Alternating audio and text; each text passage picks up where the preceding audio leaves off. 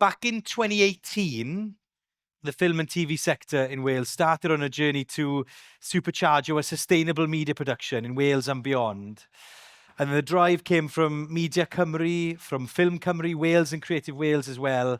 Sustainability isn't just an add-on here anymore. It's central to how we fund, how we research, and how we innovate as well. So working with the industry, finding smarter ways of operating and tell us stronger stories about the climate emergency. And at the heart of this work is the 2023 Green New Deal transformation plan for Wales, which is the first regionally focused roadmap of its kind. It's developed with BFI, with BAFTA, Albert and Arup, and won by Wales in a competitive process. It brings together policy legislation and best practice in a single framework to try and help our screen industries decarbonise and reduce waste as well. And it's now the foundation of all of Wales' sustainability work in the screen sector. And it's no accident, really, that Wales is leading the charge here, because it's the first country in the world to pass a Wellbeing of Future Generations Act, which is, of course, a groundbreaking piece of legislation that puts long-term thinking, collaboration and sustainability at the heart of decision-making in Wales. Now, that same spirit then runs through the creative industries. And the plan is today you're going to see what that looks like in action. And we're going to hear from 3 fantastic projects turning those zero carbon, zero waste ambitions into reality here in Wales. So what's going to happen in this session is we've got 3 brilliant individuals who have all been managing green projects across the sector. They're going to come and speak with us individually, and then we're going to get them all back up on stage then to answer some of your questions if you have any as well. So first of all, allwch chi roi croeso mawr, please welcome to the stage Sustainability Coordinator Nicole Waite. Nicole. Diolch, Nicole. Thank you. Ta. Hello. Pnawn da. Okay, so part of Green New Deal's transformation plan for Wales roadmap relates to building capacity to drive change by identifying and training experts to promote sustainability from within the industry. Media Cymru and Creative Wales united to make this a reality. Oh, I don't have a clicker. Diolch yn fawr. Is it right? Let's see.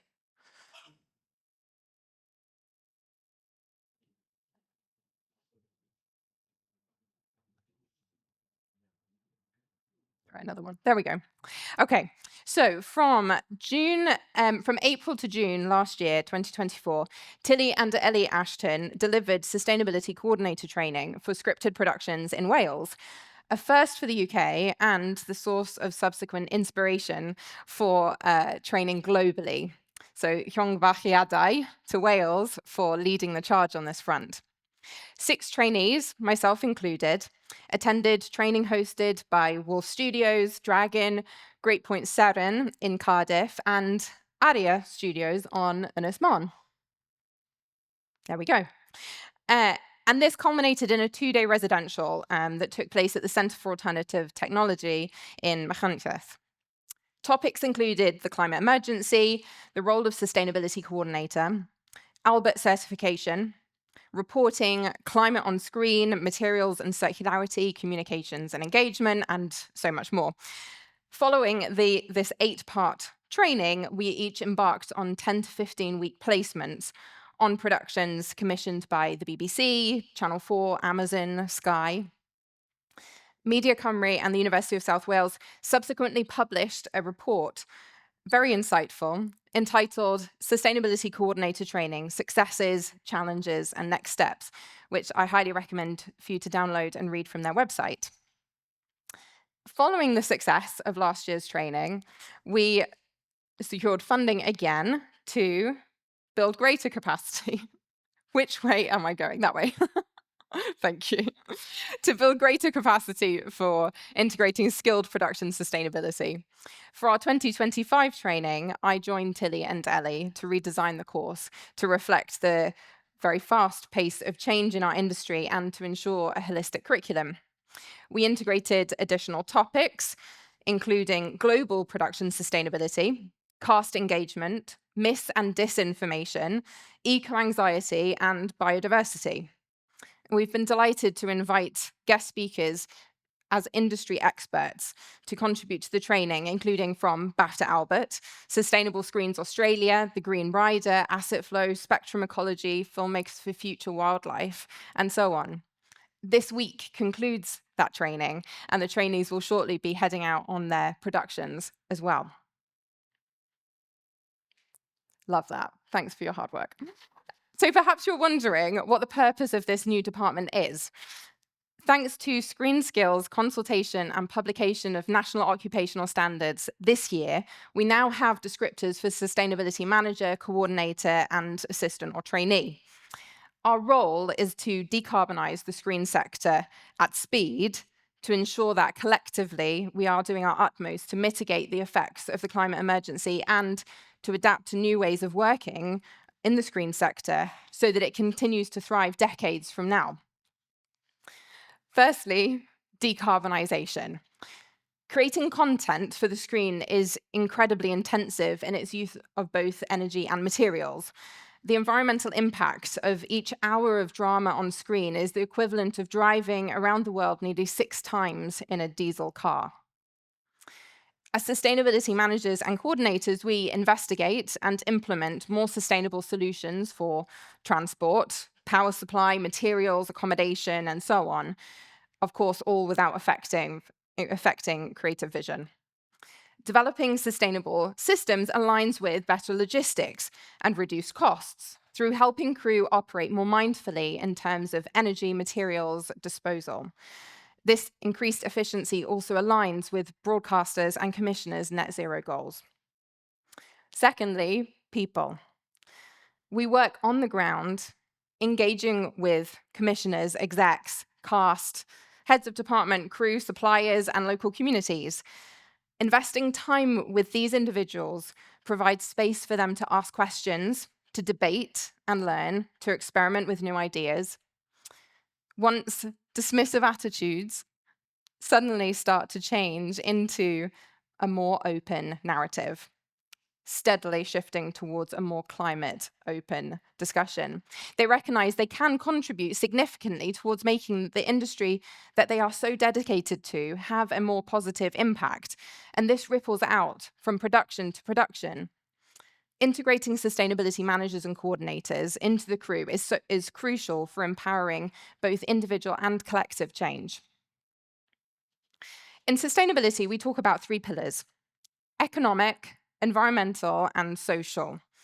And these must stand in balance in order for progress to be sustainable. So in terms of economic, sustainability managers and coordinators identify the wastage of energy and materials, like I've said, addressing unnecessary spend and making better use of budgets. On an environmental level, the carbon footprint shrinks, lightening our impact on nature globally and locally. The social element. May you go back one? Thank you, love. The social element. Local communities benefit from resources that productions no longer need or want. This inspires the next generation to set their sights on the screen sector because they can see that it is and can be a force for good. Weaving these 3 strands together, everyone in the production's orbit feels part of a bigger societal shift and therefore takes greater pride in their work. Today at the summit, the focus is on pivoting and positioning for the future. So I encourage you to do the following. 1, budget for sustainability from the get-go, both for the crew, managers, coordinators, and for initiatives. Scaling this up and down depending on the size and scale of budget of the production. 2, engage us, sustainability managers and coordinators, as early in pre-production as possible, at the very least 4 weeks out from shoot to have the greatest impact. And lastly, I encourage you to sign up for Albert's editorial and sustainable production training to find out more than I can say in 5 minutes. So we can make the future green and bright in our Welsh screen industry, and let's certainly keep paving the way for other countries to follow. Diolch yn fawr.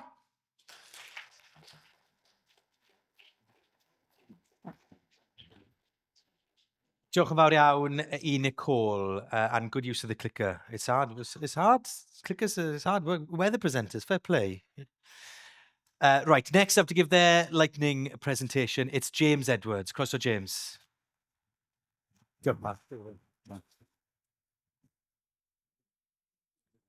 So you'll have to forgive me because I'm more of a tech guy than a stood in the lights kind of guy. So, but the project that we were looking at is for our facilities company with Afanti Facilities. We cover things like live OB rugbies, events like this. We're currently doing the OB in the car park. And kind of large festivals. So lots of kind of different scales there. I think one of the unique challenges that television faces currently is how we change how we power outside broadcast on location. Obviously, we have a remit that by the end of this year, we need to stop using diesel. By the end of 2030, we shouldn't be on HVO. And by 2050, we need to be net zero. Now, the challenge there is then how do you create energy out of thin air? So that's what we look to do with our project. We've got a little VT which can show you what we did. We decided before we run that, we decided to base it at the Earthai Steddfod, which is our biggest event every year. So we did dive in head first. I'm just going to talk you through a little bit whilst we run that VT, and you can see a little bit about what we did. Lovely. So as you can see, it's a big site. In our compound, we had hydrogen, HVO, and battery that we were running off different areas of the broadcast. In total, it's 260 hours of live TV, so not a small feat at all. And we were also, it takes the entire fleet. So we had 5 galleries, 4 sound mix positions, 31 stage cameras, 3 PSC crews, drones, hoist cameras. It takes a lot of energy to power all that. In previous years, we've gone through about 3,500 litres of diesel. So it's quite a lot. Now, what we found was we went with HVO to run the compound, basically to keep the broadcaster happy that we're going to stay on air. I think if we walked in and said to S4C, hey, we're going to power all of this on hydrogen, there'd be a few concerned faces. But we did want to get hydrogen in the mix as well. So we powered the studio with hydrogen. And then we powered parts of the production tents with battery. We managed to drop our carbon tonnage. From previous years, it came in at about 21.55 tonnes, just on our energy usage. And we managed to drop it down to 2.12 tonnes. So 20 tonnes of carbon saved just through making the changes of going to HVO, hydrogen and battery. And we learned a lot, actually, on site. Mainly the fact that the unit manager's office was right next to the HVO generators, and I was basically deaf by the end of the week because they run so loud. You're talking kind of high levels of traffic noise. But then when we walked down to the studio, we had the hydrogen generator right outside the door, and it's basically silent, apart from a few drips of water coming out the back. So there are definitely places where you would use it. The issue that we found with hydrogen is that you do need a safety area around it. So it's not going to be ideal for, say, the car park back here. At the moment, we're running on HVO because that's what we needed for this one. So there's a real kind of energy mix that you have to work with there. But in terms of kind of going forward in the future, we know we have to come away from HVO, which is the current kind of fuel of choice because it so easily dips into diesel generators. So hydrogen, battery, and mains power, if you can find it, are going to have to be the future. The big problem with that is the expense. So hydrogen is 2.5 times more expensive than HVO and diesel. Batteries at the moment, some of the bigger batteries could run our trucks for a couple of hours, but certainly not for a full day. and you're talking hundreds of thousands of pounds on batteries and a big, big footprint to have something large enough to power your trucks. So there's definitely a way to go. There needs to be more ingenuity. But we are finding that there are solutions. We have dropped our carbon by 20 tonnes, and we'll be releasing a report later this month that kind of outlines it all. And we've just been taken onto the Albert Preferred Suppliers Directory as well. And we're hoping that through this initiative that we've been doing, through the creation of Avango, this offshoot of Afanti facilities, that we can help empower television to kind of move forward through the next steps, especially in Wales, where we are producing green hydrogen and we do have lots of innovation. So there's definitely a way that we can crack this. I guess finally, all I'd want to finish up with is that sustainability now dictates how we make television. It's no longer a thought of, oh, wouldn't it be nice if we did, or just for the remit of natural history programs. It's all of us now. We all have to do the Albert carbon footprints, and so people have to engage in it because it affects your business. It affects the bottom line, and if we don't look at this right now, moving forward, we will get left behind, and it will have a real impact on independent productions companies, certainly, through budgets, through logistical problems, and through the future of making television. It's kind of the horse is bolted, and we need to get on board now.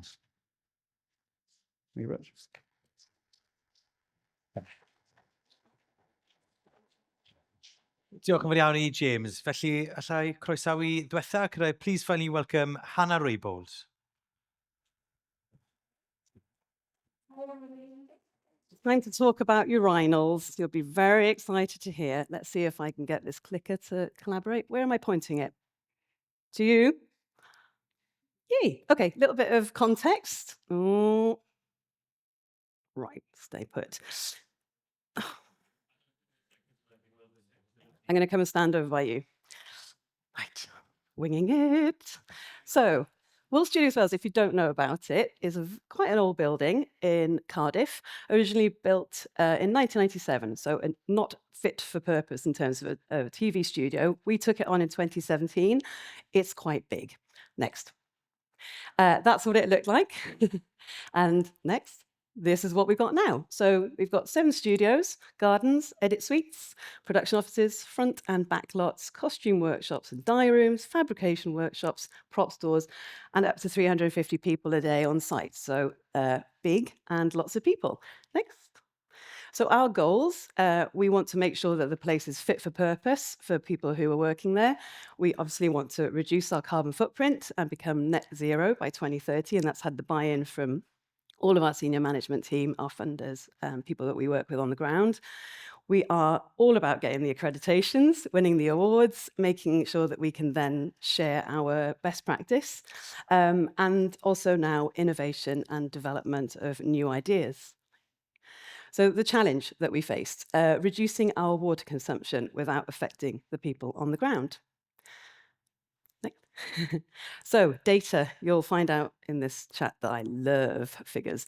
2021 to 22, 3.5 million litres consumed, went up by 28.5% the next year, up a little bit more the following year. So we knew we were using an awful lot of water. And that's what it looks like. If you know what a big container looks like, that is how much water we were using. Thanks. And this is how we were using it. So all of the kitchen sinks and all of the other types of use on site. So we had this kind of information in our pockets.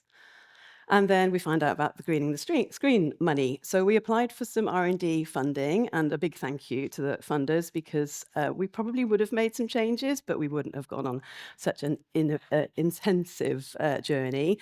And we won some money so that we could have consultancy. So speaking with the experts, finding out what they suggested we do and how, then doing infrastructure changes. So obviously it's about making the site more efficient, because it was an old one. trying new innovations, and then having staff time, so to actually buy out some time for people to crunch data. And we offered training as well, which I'll come on to in a moment. So we worked really closely with Welsh Water, which was amazing because they wanted to use us as a bit of a case study. They weren't working with big businesses, they were only doing domestic advice. So they kind of jumped on the bandwagon back in September. They looked at what we had in place and it suggested that we have a new water logger so we can now get all of our data online, just see how we're using the water and see whether there's things that just don't work out, don't make sense. So things like water being used on the weekend when there's nobody on site. So we then had more granular information. We worked with our sustainability coordinator, Jess, who's in the room, to speak to crew, find out how they were using the water, if they had ideas, because they are all the experts. We asked staff how they thought we could improve things. We rolled out some training with Screen Alliance Wales and Cardiff and Vale College. So that was an in-person training that was then offered online. And we started just chatting to people, finding out how we could change the culture. Then we installed sub-meters. It's very exciting. So we put in meters all the way around the building because it was so massive, just to understand which different areas where we were using it and how. Luckily, I work with people who like data as much as I do, so they crunch it and they see if there's places that we can improve. Lovely photo of a sub-water meter. Then we rolled out the training. So this involved working with the experts again and bringing in Welsh Water to talk about water consumption. The feedback was brilliant because people went away thinking that they could make changes for their business, but also things that they could do at home. So hopefully we made a little bit of an impact on people's culture and habits. It is available online, plug. So if you go onto Screen Alliance Wales website, it's 40 minutes, it's really easy to do, and you will learn stuff, I guarantee. Oh, the urinals. So, existing urinals, old, 15 litres every 15 minutes, 24/7, 16 urinals in total, lots of water. So we spoke to Welsh Water again, and they had just found out about this very new infrared urinal. So I don't use urinals, so I understand that you walk into the toilet and it knows you're there and it starts using the flushing system. So now we have seen the following impact. So it dropped massively, quickly, and that obviously changed management, helped people find that what they were doing was going to make a difference. So, oh dear, I made a bit of a mistake on here, but you can just about read that it went from 82,000 to 23,000 on the weekends. Obviously, people in the building, then not in the building, so they weren't being activated. So that was brill, that worked, and was relatively cheap. Taps were left on, so we put in some push taps, all of these really simple changes. And that had another impact again, so it went down when the studio was empty. Next. And then, so we started talking about it in May. We had to leave it a little while to see if we had made any changes. So we did some great publicity with the funders back in May and did some talking about it during the Water Efficiency Month. So we knew that it had gone down in consumption in terms of usage year on year. And we're now looking at the period from September to September, and we think it's probably around 35% now. You get to hear this first. Next. And then the next phase that we're going to be looking at is, and we've got a month left just about to start rolling out things that we've been trialing. So we have a painter's sink. Those of you who work in production know that scenics love to chat while they're washing their brushes and not really concentrating on how much water is going through the sink. At the moment, that water is being put into IBCs, is taken off site and is treated. So it's costing us to transport it, it's costing us to treat it, and we want to stop that. So we're now looking at a rain harvesting filtration system so we can gather it from our massive roof and then put it through a treatment process so that it can be used more before it has to go off site. So that's what we'll be hopefully working on next. Yes, great. So very quickly, key lessons, because I can't remember them without seeing them in front of me. Data, got to know what you're using, how you're using it, then you can make changes. Work with the experts, bring in the people who know this field. Small wins build up to make great impact and take people on the journey with you. And then finally, we looked at the carbon footprint, and it just wasn't that big for us to shout about it. So, and cost, obviously, we know that water is incredibly inexpensive to draw down from the infrastructure. So we're focusing on consumption, the fact that we have reduced our demand on the systems and hopefully make a difference that way. Hannah, yeah, to mind you, it's still out. Yeah, so if we want to welcome all of our speakers up onto the stage, we've got about 10 minutes just for some questions. If you guys have got any questions for the panel, now is a good time to ask them. You want to take a seat, and so put your hands up and we will get to you. If I'll ask one to kick us off, and then if you want to have a think about any questions, we'll make sure that we get to cover them. I guess the obvious place to start is how do you and I'll start with you, Nicole, if you don't mind. How do you get people to buy in to the changes that you're making, the plans that are in place? You talked a little bit about the transformation plan for Wales. How do you go about getting those in positions of power in production companies to make these changes that you're hoping that they make? You're seeing it happen now. It's opportunities like this where there are people in the room that we don't necessarily always have access to. Really important to shout about why it's so important to integrate sustainability. But we also have the commissioners who are increasingly pushing for action towards achieving their net zero goals as well. And then it's leveraging all of our grown-ups to talk to each other about what is needed. So talking with heads of production, with execs, with producers, with directors. I think some of the influence that we are learning to leverage more is through CAST, because when CAST understand the power that they have to influence how a production runs and therefore how big or small the carbon footprint is, that can be really impactful. So we're increasingly working with the Green Rider, and that is a work in progress, but definitely something that is now dripping through into productions and normalizing CAST's demands being more sustainable, and that rippling out to all departments, facilities, transport, a lot. So it's quite a complicated one in terms of reaching the highest, most influential people. And that's why we also spend a lot of time on the ground with crew doing the work from the ground up as well to influence change amongst their behaviors and their attitudes and their ways of working and their norms as well. Yeah, and James, for you, it's OBs are highly stressful. There's a lot of thought that goes into them, and so then to add a sort of, suppose some people might be concerned you're adding a layer of complexity onto an already complicated thing that people are trying to achieve. How have you found overcoming that? No, don't panic, it's going to work. Yeah, and essentially the thing that you can't do is fall off air, and your energy is very, very important for that, to make sure it keeps flowing through. So as I said, with the Ice Steffan, we went on HVO for that very reason of, okay, it's a known quantity. But I think by trialing it in the way that we did, where we showed actually, we held the studio up on hydrogen for a week. And so I think you could see the kind of seeing is believing. And so I think if we ever did a proposal, I've spoken to sustainability managers at the BBC, and I know that if you go with a proposal just saying, hey, we're going to run this on hydrogen, and it feels a bit kind of up in the air and in the clouds, it'll be a flat no. But if you can show and prove that you've done it and it works, then suddenly things start changing. So that's why we're in this step change, I think, with HVO at the moment. When we hit 2030 and that has to disappear, the future is going to have to be mains, power and batteries. But here in Wales, down at Baglan Bay, we've got green hydrogen and a lot of production here. So we are actually hoping, because it's the only real kind of net zero fuel that you can have in the middle of nowhere, and it still works and will work as long as you keep feeding it.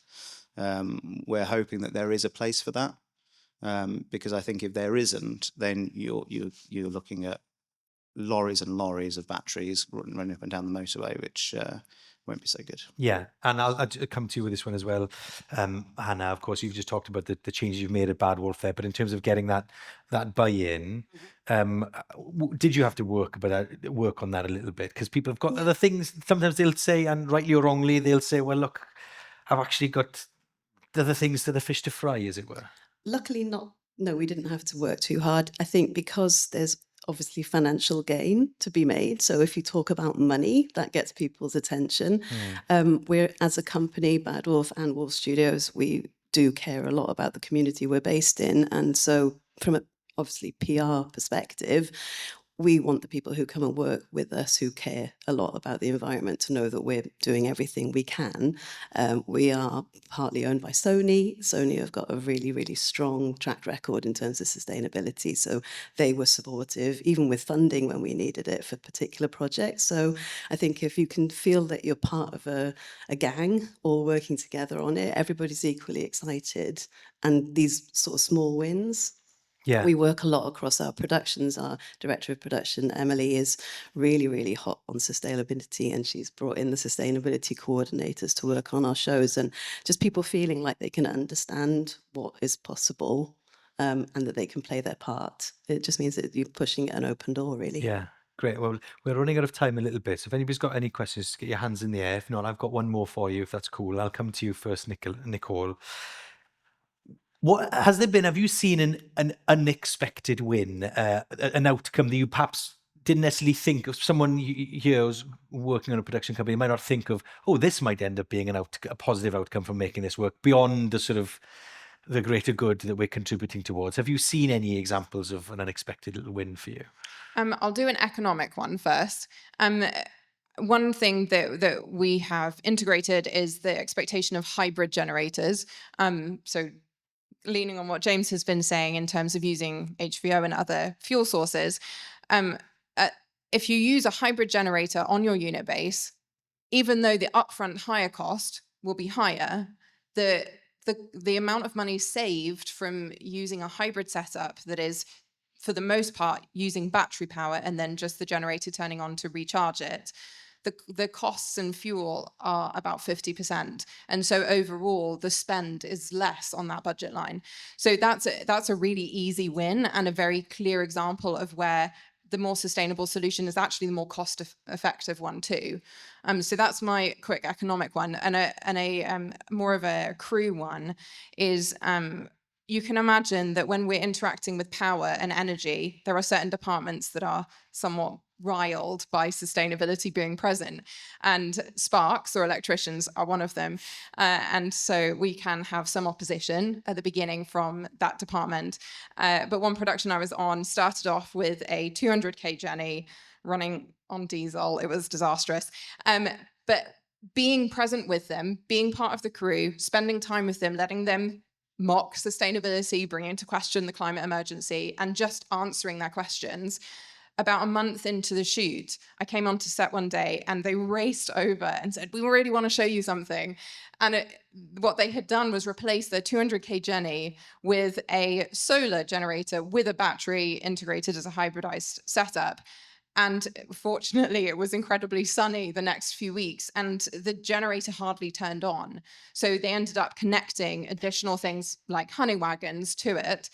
And they were just thrilled. They were sending me daily photos of the readings to show that it was solar powered rather than using any fuel at all. So for them, that was a proof of concept, coming back to what James said, showing that actually the new thing doesn't need to be risky. It doesn't, often the resistance is because there's a fear that it might go wrong. And actually having had the experience and then the pride that they had in having achieved something that they knew was actually better for the production and for, the air quality of all the crew standing nearby and so on. That was a really wonderful win. Very much like taking people on a journey then, James, isn't it? As opposed to imposing something, as opposed to trying to win them and take them with you as you change. Yeah, we had a very similar experience at the Steffan actually, because our sparks were very kind of against the hydrogen and the battery, both. And actually, during the week, one of our HVO generators failed. The engine went on it. I can't remember exactly what happened. And suddenly they were going, can we put more on the hydrogen, please? So it is that, get your hands on it, get to grips with it, and you'll realise that it's not some Wizard of Oz fantasy, and it does really work. Yeah. And same question to you to finish then, Hannah, and feel free to talk more about the urinals if you want to, because I know that's certainly a No, highlight. I think of I've today. shared enough. Yeah, unexpected wins. Yeah, I think because we're a studio and we try and make things easy for productions who are coming on site, it is just that process of removing the barriers. So we do circular economy. So we reuse stuff show after show, we store it, we take people shopping when they arrive. I've spent half of the last 2 years walking around that You've store, seen Hannah. my I've store. seen it, yeah. And that just makes it easy for people to see what's there. They don't have to go shopping. They can just grab it and use it. And also HVO, we've put a Bowser in so people can just come and fill up their vehicles rather than having to go and find it. So it's just making it easy. Yeah. Well, brilliant. Diolch yn fawr iawn. Thank you very much all for your time. I'm sure people will feel inspired and many a thought will have come from your conversation this lunchtime. Thank you very much. Well, look, that is it now for our time this morning. If you're looking to find out more information, you can join Ffilm Cymru Wales, Media Cymru and PDR at Chapter Arts Centre on the 4th of November. So get that in your diaries. 4th of November, they're going to be showcasing innovative R&D projects, developing new ideas for greening the screen sector with a special preview screening of Climate Stories short film as well. So plenty more to come. Diolch yn fawr iawn.